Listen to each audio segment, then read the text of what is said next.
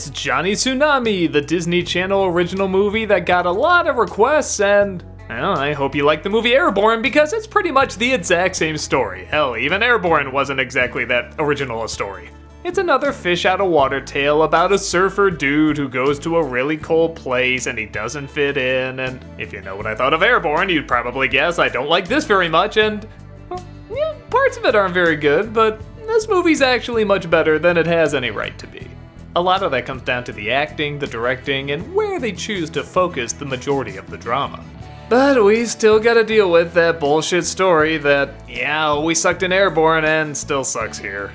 In Hawaii, there's a famous surfer named Johnny Tsunami, who got that name because he apparently saved a bunch of people on a beach once.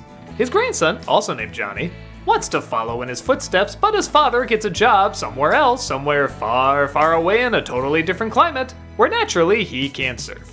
Wouldn't you know it, his school uniform arrives late too, and oh no! How's he gonna fit in wearing that?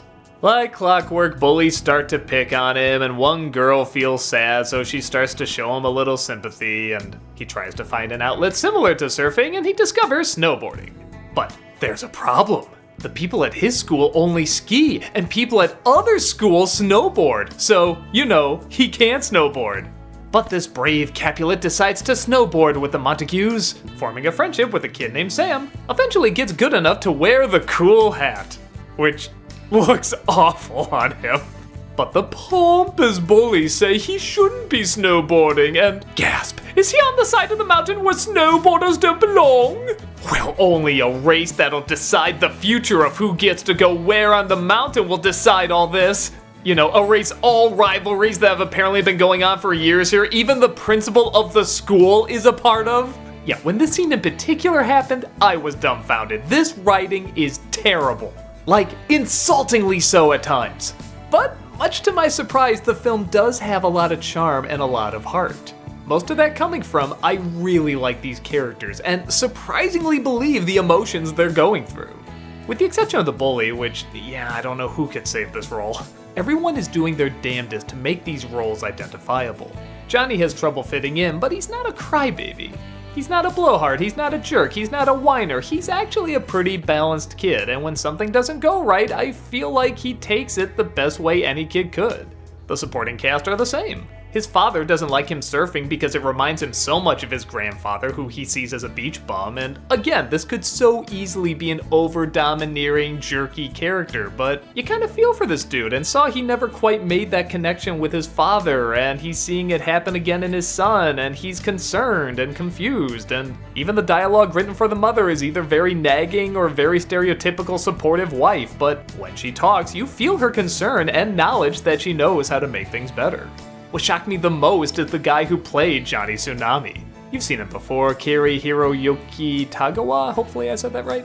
He was the bad guy in Mortal Kombat and Elektra, and he always plays the villains, and he plays them great, but it's always the role he's cast in, so when I saw he was supposed to be the wild and wacky grandfather, I was like, oh man, this isn't gonna work, but I absolutely love this guy. I love how laid back he is, but he seems to take the important things seriously. I like how funny he is, how patient he is, even his dorky laugh. He really plays it like a dude who has things figured out and is letting other people figure things out. He's just slightly guiding them whenever he feels like he can. Which isn't often because everyone should take their own journey, but when he does, he makes it count.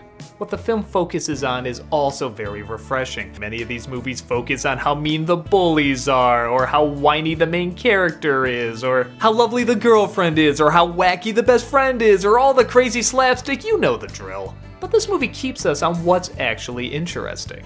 The kid trying to find his way, the falling out between the father and the grandfather. Even learning the difference between surfing and snowboarding. Yeah, they actually do show you some of the techniques, and it isn't just a montage and he's perfect, you do see him slip and fall and try to get better. With that said, you do still have to hit those stupid bullet points that a lot of these Disney Channel sports movies hit, and yeah, they are lame, but they fly by pretty fast.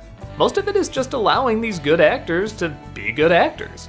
And in a lot of these Disney Channel movies that are supposed to be about growing up, I think that's enough. I really feel like the important moments that would help kids figure stuff out is given the proper amount of attention.